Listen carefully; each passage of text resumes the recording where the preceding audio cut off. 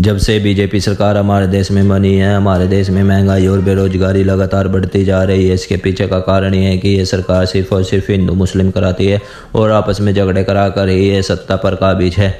जबकि हमारे देश में लोग भी इतने नासमझ है कि वो सिर्फ और सिर्फ हिंदू मुस्लिम के नाम पर वोट देते हैं, जबकि उन्हें चाहिए कि शिक्षा, स्वास्थ्य और रोजगार के रूप में वोट दे, जिससे हमारे देश में दुगनी तिगनी तरक्की हो सके। और आपको बता दूं, वर्तमान में अगर कोई सबसे ज़्यादा इस बीजेपी सरकार का विरोध करता है तो वो नगीना के सांसद यानी चंद्रशेखर आज़ाद है, क्योंकि वो संविधान को मानने वाले हैं और ये बीजेपी सरकार पहले दिन से ही संविधान को ख़त्म करने का प्रयास कर रही है। जब भी SC ST आरक्षण वर्गीकरण करने का इनका एक यही मात्र कारण था कि आरक्षण को ख़त्म कर दिया जाए बीजेपी द्वारा।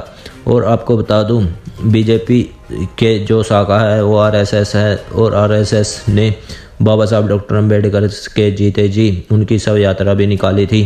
ये आपको ध्यान में होना चाहिए। जब तक ये बीजेपी सरकार है, हमारे देश में महंगाई और बेरोजगारी लगातार बढ़ती जाएगी।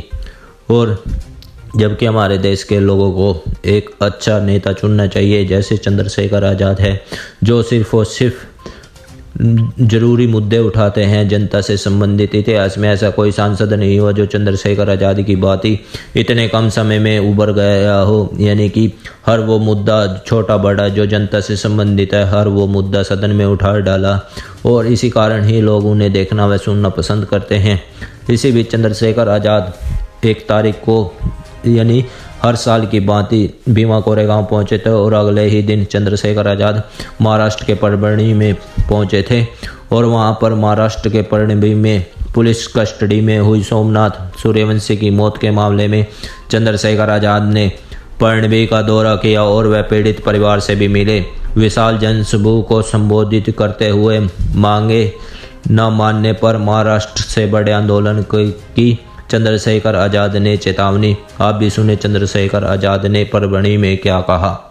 मैं चंद्रशेखर आज़ाद आपसे वादा करता हूं कि अगर मैं जीवित रहा तो उस असेंबली के बाहर बैठ के धरना देने का काम करूंगा कि अंदर बैठे लोगों का जमीर जागने का काम। ये लड़ाई ऐसे नहीं लड़ी जाएगी। ये मेरी बहन बेटी है, मेरे पास जवाब नहीं है। जिस तरह उसको पीटा गया, सार्वजनिक तौर पर लाठियां मारी गई, उसके बदल में कोई ऐसी जगह नहीं है जहां जूतों से कुचला ना गया। और कहने में दुख होता है, ये क्राइम है कि किसी महिला को जेंट्स पुरुष पुलिसकर्मी मारपीट करे। क्या बहादुरी दिखाते हो साहब,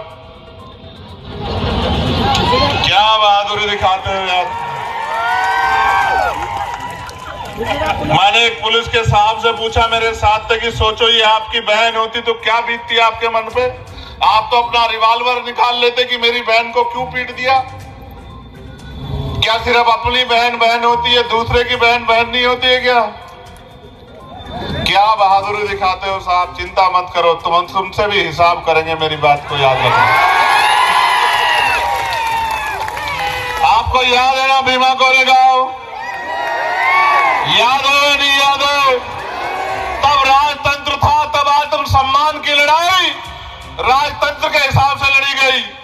अब लोकशाही है, संविधान है, अब आत्म सम्मान की लड़ाई कलम के आधार पर लड़ी जाएगी, मेरी बात को याद रखना।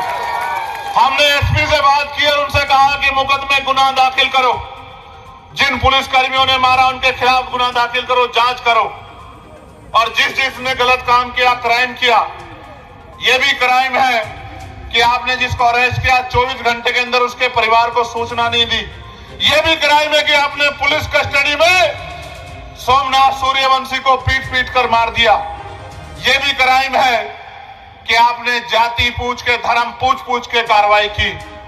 और यह भी क्राइम है कि आपने अपनी शक्ति का दुरुपयोग किया।